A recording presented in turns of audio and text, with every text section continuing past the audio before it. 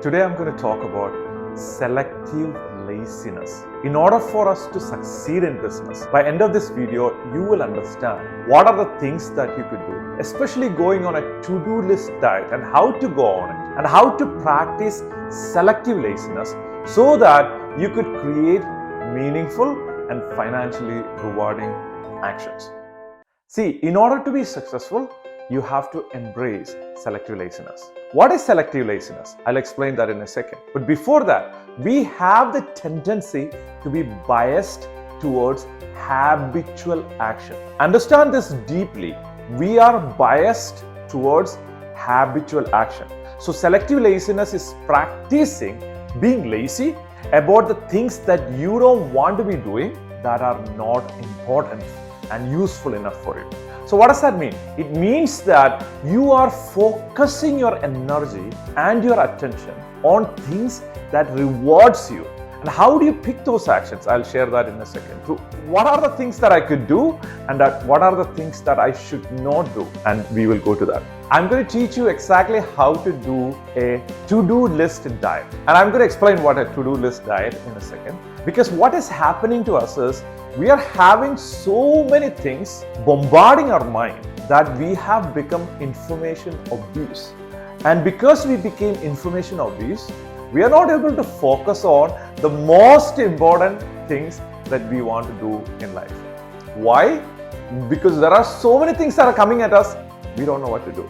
And I'm going to tell you exactly how to find out those only things that creates the biggest financial and biggest meaningful work, and just focus on that and then ignore everything else. That is what you're going to get from this video. Let's get started.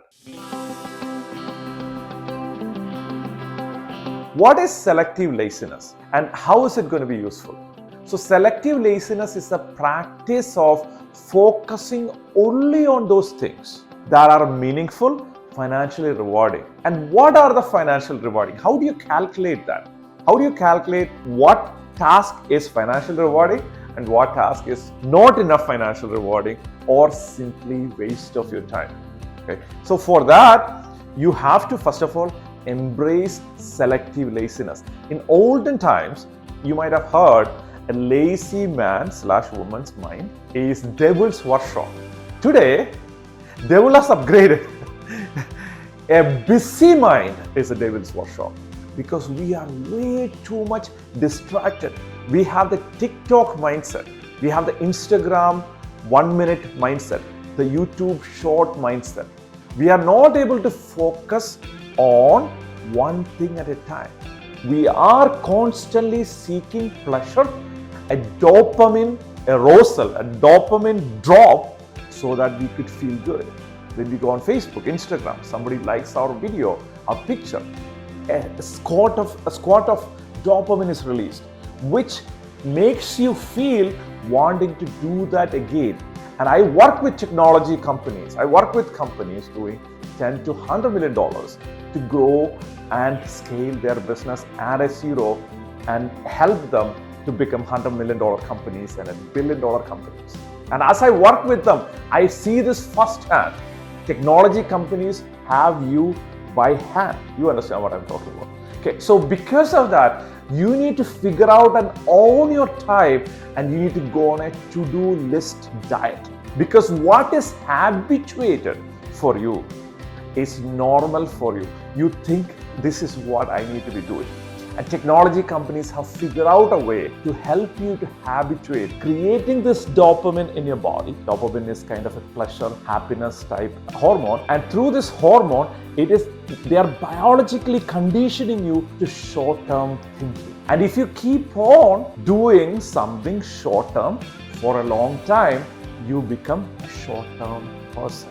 Your habits becomes you. One more time.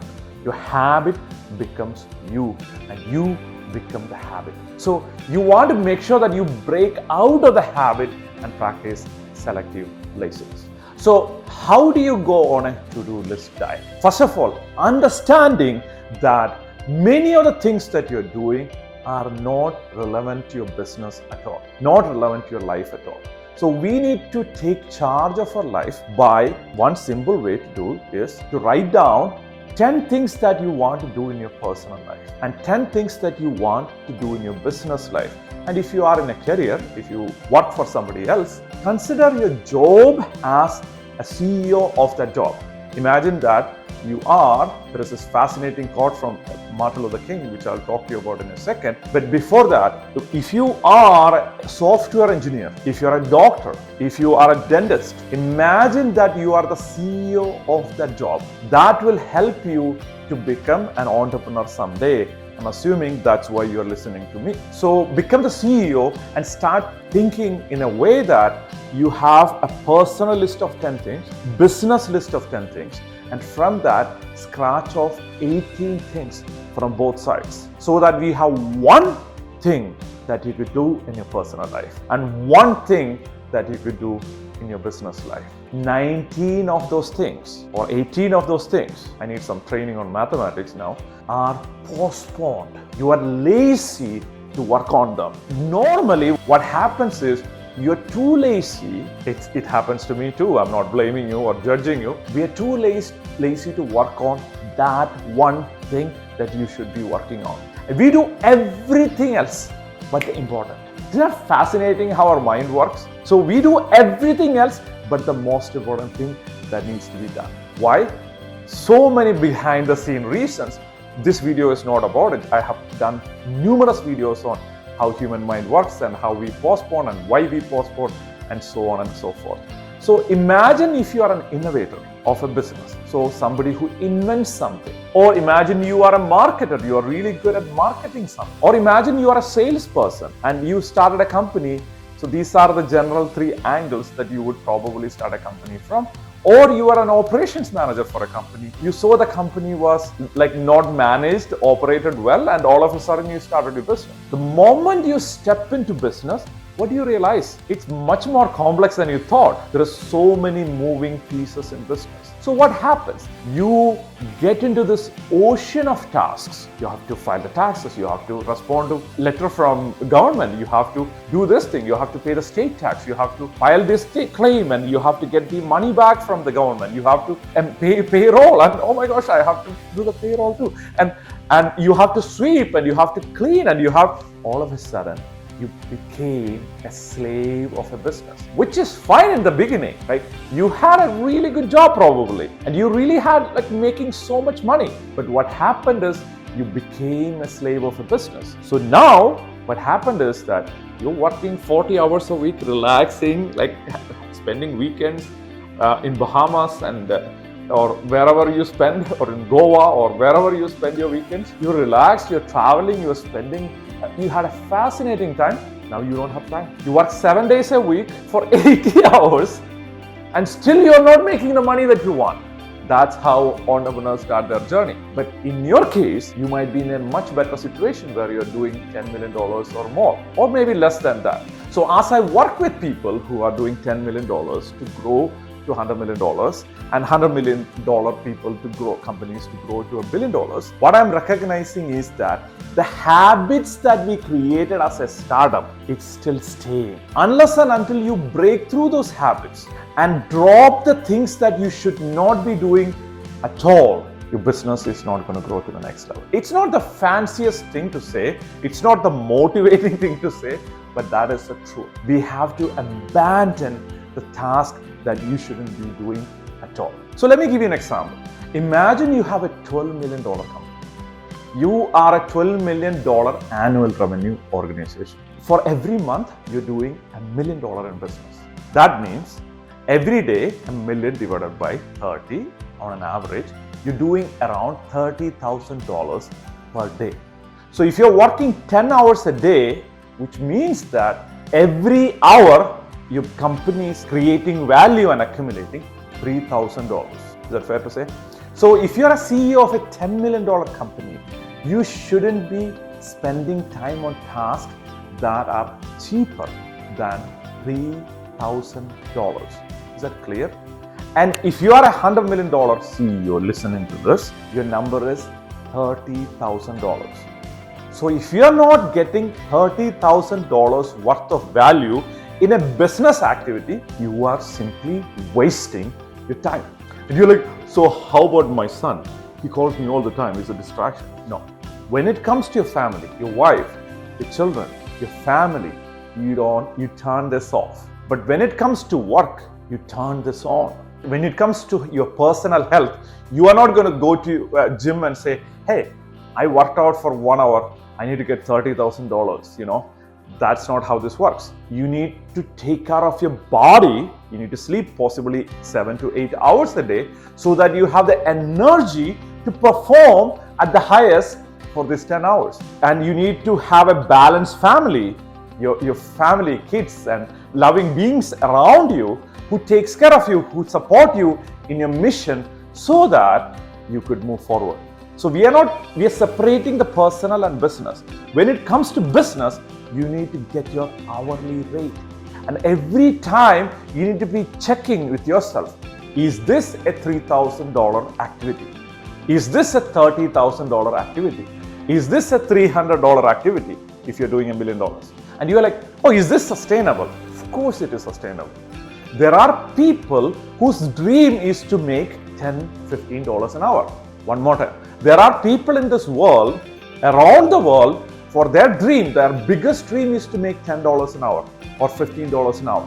And they will happily do that for you. And because you are such a prominent CEO, there are people who want to learn from you on how to grow your business. So which means that you are giving them an opportunity, let's say a young person who wants to flourish and eventually start an enterprise. You're giving him, her an opportunity by letting them handle this for you. For example, if you're a $10 million CEO, please don't go fill your gas. If you could afford, you have a driver who could drive you, right? And don't go for grocery shopping, get it delivered. So don't spend time unless you do this as a family activity. So imagine you're spending 1 hour 30 minutes as a $10 million CEO and you are spending the time in grocery shopping for 1 hour 30 minutes by yourself. The bill for grocery shopping was only $100, but the actual cost of grocery shopping is $4,600. Does that make sense? If you want to be spending the time to relax, to rejuvenate, go for it. But please don't do it because it's a habit. Make sense? And if you are in that position, you don't go wait in a hair cutting place. Get the hair cutting person, come to your home, cut your hair, pay them extra. Because keep in mind, if you are going and spending time for 30 minutes sitting around, it's a colossal waste of time. You lost $1,500 already. Okay? Make sense? And for example, another thing, if you live in the US, get TSA. For example, TSA pre-check. Every time we go to airport, if you are a $10 million business person, and if you don't, it's really cheap. It's less than $100. And you go to a TSA line, so you have a TSA clearance. The benefit is you don't need to wait in airport lanes, right? It's a colossal waste of time because you are waiting and every time around 2 hours or 1 hour at least in most of the US airports. So just start thinking, what are the places that I'm wasting time? What are the places? If you want to get somewhere, for example, you go for dinner at the billionaires that I work with, the multimillionaires that I work with, they don't waste time. They look at the menu, you go outside, they are ready by the time the waiter is asking and coming there. They are ready with the order. You don't like, oh, I need to think about it for 17 minutes. No, please don't waste time in the things that you're doing. Another thing is, try to set up 5 minutes meetings. People think that most of the time, there is something called Parkinson's law. Parkinson's law in economics is resources will expand to the availability of it. I'm just simply paraphrasing. In other words, if you have $100,000 to do a project, eventually it will be $102,000. But if you had only $50,000 for the project, basically you might be able to do it for 52. So eventually resources will expand to meet what we have allocated. So if you have a 1 hour meeting, you will finish the meeting in 1 hour 10 minutes. Schedule 5-minute meeting, and there is not a lot of time for chit chatting. There's not a lot of time for other stuff. Just say, hi, how are you doing? Good. Tell me what is going on. And I generally tell my people, not because of arrogance, but with due respect for other person. Let's not spend time on, in greeting each other and stuff like that. I get on a call with you, please start talking about the thing right away, right? I know you're doing, if you have something to personal share with me, then I have a meeting where I share with you, but start the point, start talking. So in other words, there are so many things that you could do. And I want to make one more point. Another point is a lot of people waste time chit-chatting right before meetings. You go on a Zoom call, you go on a physical meeting.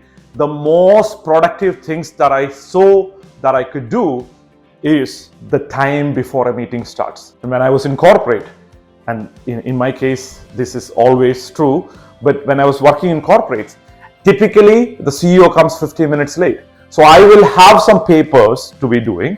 So I'll be taking my computer and I know it's going to take 15 minutes for the CEO to show up. So I'll be working, taking care of my email and other stuff. Speaking of email, please don't check your emails ahead of time.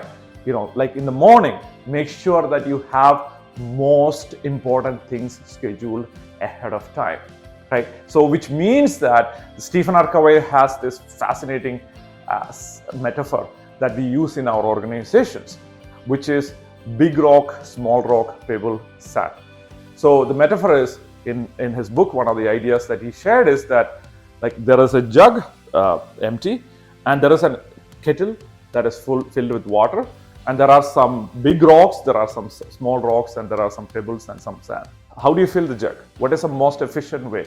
People try different ways, but they don't know what to do.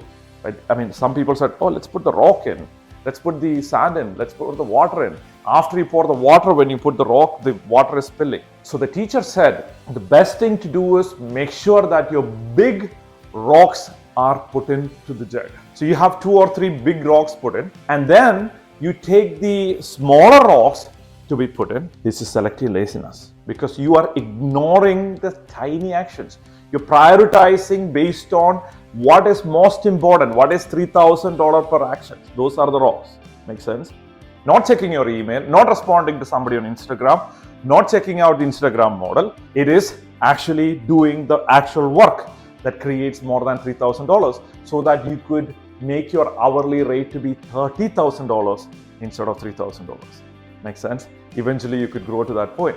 Okay, then you put the sand, then you pour the water, and now it is filled. Let your day be like this. This is selective laziness. In this case, you are postponing so many things. You're lazy, you're resistant, you're fighting what? What are you fighting? You're fighting mediocrity. You're fighting the things that should not be done at all.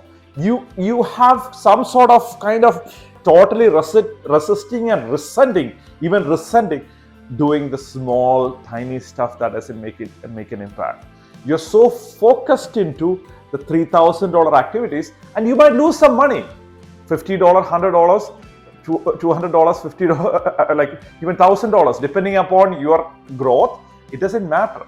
Just focus on the big picture and the big picture and the big picture, and only that, and be indifferent and endlessly postpone and ignore low value activities. This is how you go on a to-do list diet. This is how you practice selective laziness, so that your business can expand. So what do you focus on? You focus on innovation in your company, how to stay competitive in the space, marketing, how to generate quality leads consistently, and sales, how to consistently convert these leads into customers, world-class customer experience, making sure that you give every person a customized, personalized, world-class raving fan experience, and team management, how to effectively manage your team and constantly scaling your business to the next level. These are the big things in life anyway. When it comes to your personal life, take care of your health,